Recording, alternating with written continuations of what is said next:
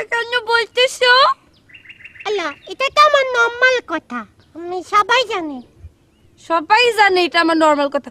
তোমার নর্মাল কথা শোনার কোনো ইচ্ছা আমার নাই। এমন করে কথা বলো কেন? তাহলে কেমন করে কথা কব? সরো। চাই না।